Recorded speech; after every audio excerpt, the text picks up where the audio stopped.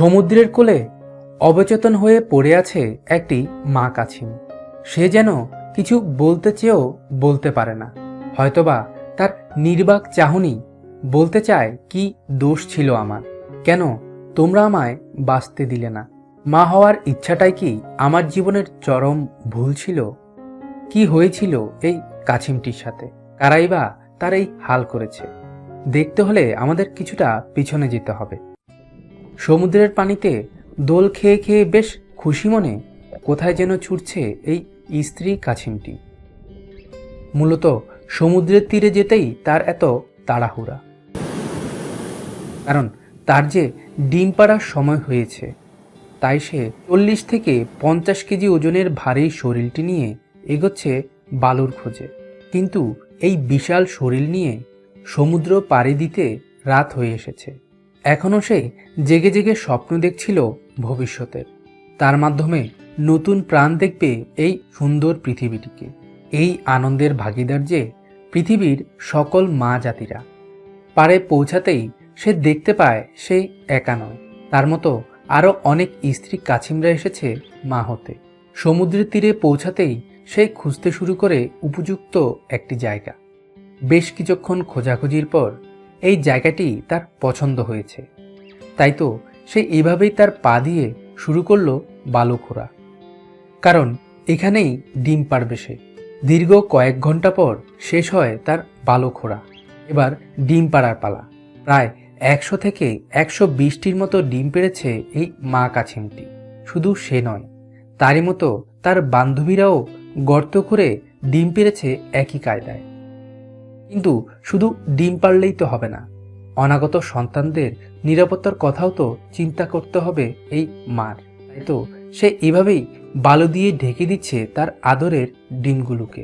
ডিম পাড়া আর ডিমগুলোকে বালুতে লুকানোর কার্যক্রম শেষ। মা জানে 50 থেকে 60 দিন পর ডিম ফুটে তার অনাগত সন্তানদের জন্ম হবে। বালু খোঁড়া হতে শুরু করে ডিম পেড়ে আবারও ডিমগুলোকে বালি চাপা দিতে দিতে ভোর হয়ে এসেছে। কিন্তু তা একদমই খেয়াল নেই মা কাছিমগুলোর। তাদের যে আবারও তাদের নিজস্ব জীবনে ফিরতে হবে। এরই মধ্যে পূর্ব দিকে দেখা দিয়েছে সূর্যি মামা। তাকেই লক্ষ্য করে সমুদ্রের দিকে ফিরছে মা কাছিমগুলো। কিন্তু ফিরতে চাইলে তো আর ফেরা হয় না। এই মা কাছিমগুলোর মধ্যে অনেকেই আছে যারা আর ফিরতে পারবে না তাদের আপন ঠিকানায়। কারণ তাদের পরম শত্রু মানুষগুলো যে বিছিয়ে রেখেছে মরণ ফাঁদ। জেলেরা মূলত মাছ ধরার জন্যই সমুদ্রে পেতেছে জাল, যেখানে মাছের সাথে সাথে এমনও হাজারো মা কাছিমগুলো আটকে পড়ে তাদের জালে। তবে ভালো মানুষের জালে আটকে পড়লে বেঁচে যায় অনেকেই। তারা জাল থেকে ছাড়িয়ে কাছিমগুলোকে ছেড়ে দেয় সমুদ্রে। তবে সবার ভাগ্য তো আর এক নয়।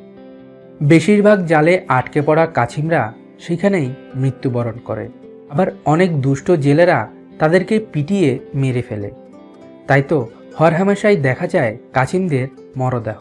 প্রতি বছর সেপ্টেম্বর থেকে জানুয়ারি পর্যন্ত তাদের দেখা মিলবে বাংলাদেশের সেন্ট মার্টিন, দুবলারচর, সোনাদিয়া, আষাঢ়চর সহ নানা সমুদ্র সৈকতের তীরে, যেখানে গেলে আপনারা দেখতে পাবেন হাজারো মা কাছিমগুলো মা হতে এসে তাদের প্রাণ ত্যাগ দিয়ে পড়ে আছে বালুর উপর। মৃত ওই কাছিমগুলো যদি কথা বলতে পারত, হয়তোবা চিৎকার করে মানব জাতির কাছে প্রশ্ন করত, কি ছিল আমার অপরাধ, কোন ভুলের শাস্তি দিলে তোমরা আমায়? পৃথিবীতে শুধুই কি তোমাদেরই বেঁচে থাকার অধিকার আছে? মানুষ না হয়ে জন্ম নেওয়াটা তো আমাদের কোনো অপরাধ নয়। এমনটা যে শুধু মা কাছিমগুলোর সাথেই ঘটে তা নয়।